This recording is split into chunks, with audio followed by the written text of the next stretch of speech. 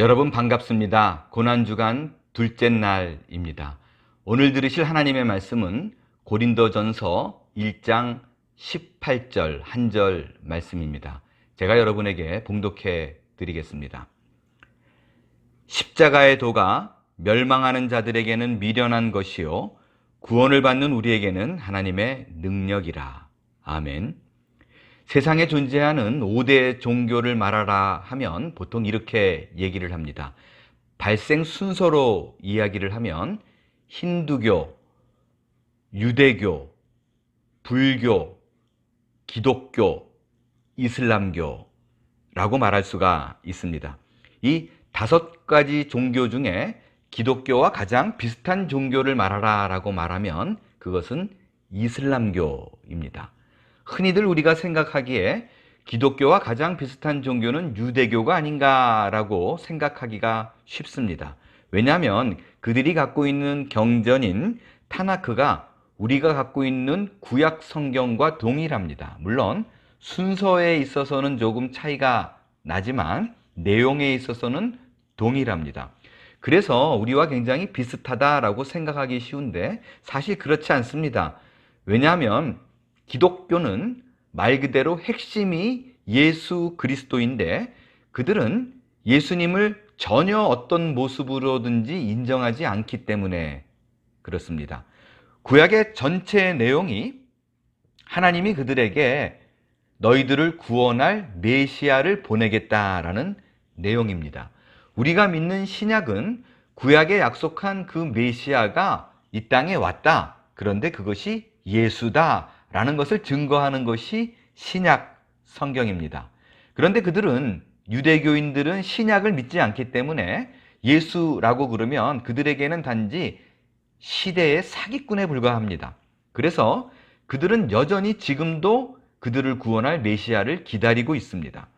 반면에 이슬람교는 그들의 경전인 꾸란에 보면 예수님에 대한 언급이 상당히 많이 나와 있습니다. 심지어 그들의 종교의 창시자인 무함마드보다도 훨씬 더 예수에 대한 이야기가 많이 있어요. 그리고 그 꾸란에 나오는 예수의 이야기와 우리 복음서에 나오는 예수의 이야기와 상당히 유사합니다. 몇 가지 예를 좀 들어볼게요. 예수님의 탄생을 말할 때 마리아가 남자와 관계없이 동정녀인데도 불구하고 마리아의 몸에서 탄생했다라는 내용이 같습니다. 또 예수가 이 땅에 있을 때 수많은 기적을 행했다라고 얘기합니다. 죽은 자를 살리고 병자를 고치고 심지어는요 성경에 없는 진흙을 빚어서 새를 만드는 기적을 베풀었다라는 내용도 꾸란에 있습니다. 심지어 예수가 메시아라는 내용도 있습니다. 물론 거기서 말하는 메시아가 어떤 것인지 꾸란에는 구체적인 언급이 없습니다. 그래서 그들이 말하는 메시아가 무엇인지 모르지만 그냥 문장으로는 메시아다라는 말도 있습니다. 또한 예수님이 재림한다라는 말도 있습니다. 그런데 굉장히 비슷하게 예수에 대한 내용을 적고 있지만 결정적으로 우리가 갖고 있는 성경과 차이가 나는 한 가지가 있습니다. 그것은 십자가입니다. 그들에게는 기독교 가장 핵심적인 진리인 십자가의 죽음이 없습니다. 오히려 십자가를 부정합니다. 예수님이 십자가에서 죽지 않았다고 얘기를 하고요. 십자가의 죽음을 모면한 후에 샘이 흐르는 곳으로 갔더라라고 기록되어 있습니다. 그래서 이슬람교는요. 예수님에 대한 얘기가 아무리 많더라도 구세주로 생각하는 것이 아니라 알라가 보낸 위대한 선지자 가운데 한 사람이다라고 묘사하고 있습니다. 그들에 있어서 예수는 완전히 전적으로 부인합니다. 그래서 완벽한 사람인데 위대한 선지자 중에 하나라고 얘기를 하고 있습니다. 여러분, 우리가 믿는 기독교와 비슷한 그 어떤 종교가 있더라도요, 십자가가 없으면 무조건 가짜입니다. 이것은 종교의 범주를 벗어나 개인에게도 마찬가지입니다. 우리 중에 누군가가 나는 예수를 믿어라고 얘기를 하고 예수의 말씀을 따르고 성경에 나온 그 모든 하나님의 명령들을 열심히 율법에 의하여 준수하고 또한 예수의 동정녀 탄생과 승천까지 믿는다고 하더라도요, 결정적인 거, 예수가 십자가상에서 돌아가셨는데 그 이유는 바로 내 죄 때문이었다라는 믿음이 없으면 가짜입니다. 한 걸음 더 나가 예수의 십자가를 부정한다, 예수를 지켜 세우고 심지어 예수를 믿어한다라고 아무리 얘기를 하더라도 예수님의 십자가의 죽음이 나와 직접적인 연관이 있다는 걸 믿지 못하면 가짜입니다. 왜냐하면 우리가 믿는 믿음의 핵심은 십자가이기 때문에 그렇습니다. 그런 의미로 봤을 때 오늘 본문 18절에 십자가의 도가 멸망하는 자들에게는 미련한 것이라는 말은 상당히 의미심장한 말입니다. 왜 십자가의 도가 예수를 믿지 않는 자들에게 미련한 것일까요?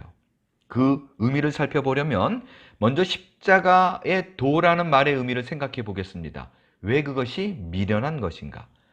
먼저 이 십자가의 도에서요, 도라는 말이 무슨 말인가 한번 생각해 볼게요. 이 번역이요, 한국말로 도라고 이렇게 써 있으니까 어떻게 보면 그 마치 어떤 신앙의 한 경지를 표현하는 그런 의미하는 듯한 느낌을 많이 받습니다. 그러나 여기서의 도가 원어인 헬라어에는 로고스라고 쓰여져 있습니다. 어제 바로 이 설명을 드렸던 말의 지혜라고 써 있는 한국말 번역에서 말이라는 단어와 같은 단어예요. 그러니까 로고스라는 그 헬라어 한 단어를 바로 앞절 17절에는 말이라고 번역을 하고 18절에는 도라고 번역을 했습니다.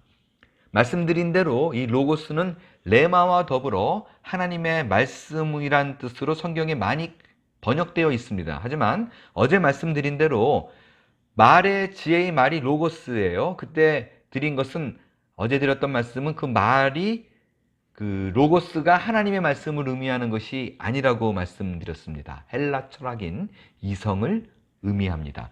그렇다면 같은 사람이 같은 장소에서 한 절 차이로 쓴 십자가의 도, 십자가의 로고스라는 것은 십자가의 하나님 말씀이라는 의미로 사도 바울이 쓴 것이 아니라는 것을 우리가 알 수 있습니다. 십자가의 도라는 말의 의미는 뭐냐면요, 십자가가 세상 사람들이 생각하는 이성적인 논리라는 뜻입니다.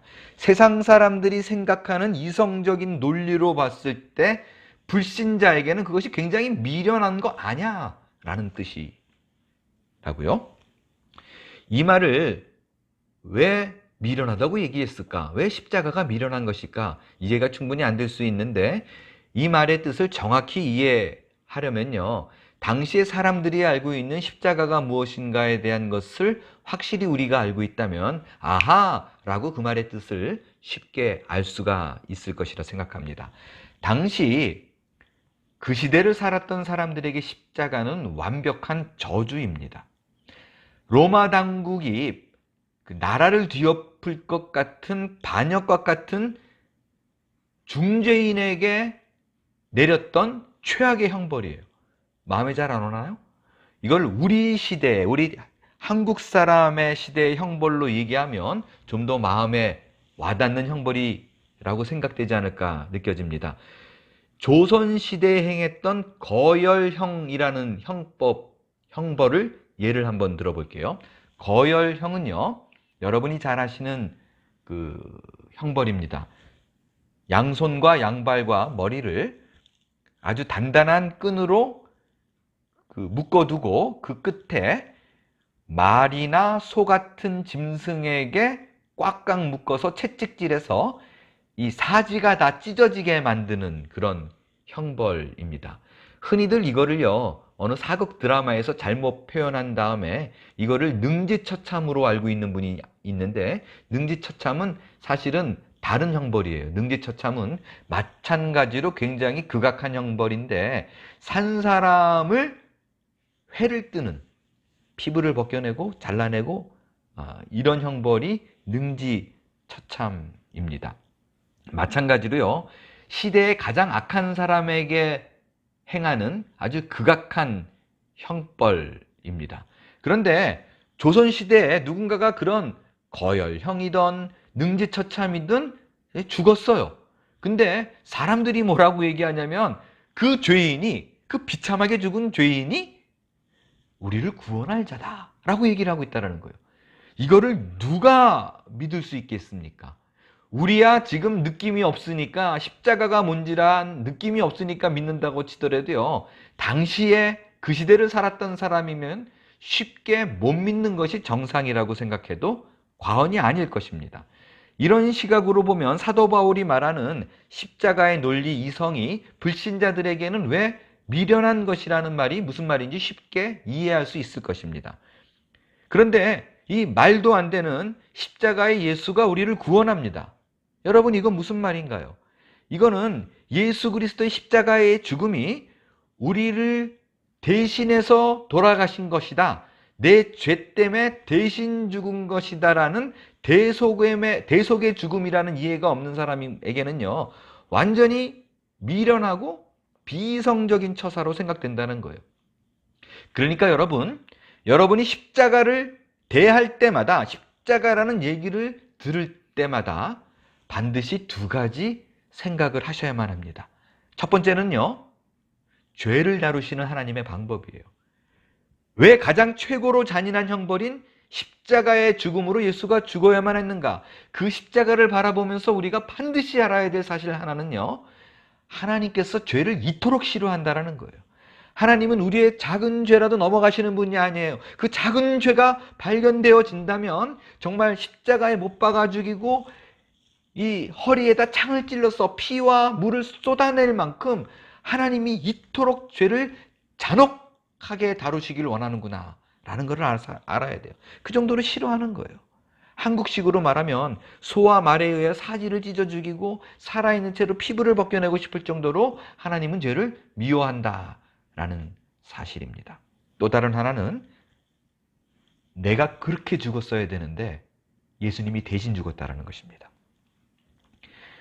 그 말은 곧 여러분이 십자가를 생각할 적에 그냥 단순하게 감정적으로 하나님 정말 죄송합니다, 예수님 정말 미안합니다, 이전에 행했던 모든 것들이 하나님 나는 생각하면은 참 가슴이 아파요, 이걸로 그치면 안 된다라는 거예요. 그 생각 이전에 성경의 약속이 이루어졌다라는 놀라움과 이제 나는 예수님 때문에 그 형별을 멍했다, 내가 이 땅을 살아가는 그 과정 속뿐만 아니라 내 호흡이 떠난 죽음 이후에도 나는 자유하다 라는 그 감사가 십자가라는 얘기를 들을 때마다 내 안에서 터져나와야 된다는 얘기입니다. 만일 여러분 이 사실이 동의가 되어지지 않고 가슴으로 믿어지는 그 마음이 없다면 기독교의 본질을 놓치고 있는 것입니다. 죄송한데 조금 더 극단적인 표현으로 말씀을 드리면요, 이 사실을 믿지도 않고 동의가 되지도 않는데도 불구하고 신앙의 길을 걷고 있는 분이 계시다면 그분은 이슬람교를 믿는 사람하고 전혀 다르지 않습니다. 왜냐하면 구원은 내가 매주일 이슬람 그 사원에 있지 않고 교회에 한 주도 빠짐없이 나와 있다라는 그 이유로 얻는 것이 아니기 때문에 그렇습니다. 구원은 지극히 개인적인 믿음으로, 그 신앙의 고백으로 구원을 받습니다. 오늘 다시 고난주간의 이 말씀을 통해서요, 내 신앙의 위치가 어딘지를 확인할 수 있게 되기를 바랍니다. 그리고 진심으로, 간절한 마음으로, 또 간곡한 마음으로 여러분에게 권합니다. 나의 가장 큰 복됨은 예수 그리스도 그분 안에 거하는 삶입니다. 십자가의 대속의 죽음을 믿음으로 말미암아 얻게 되는 평안이라는 것이죠.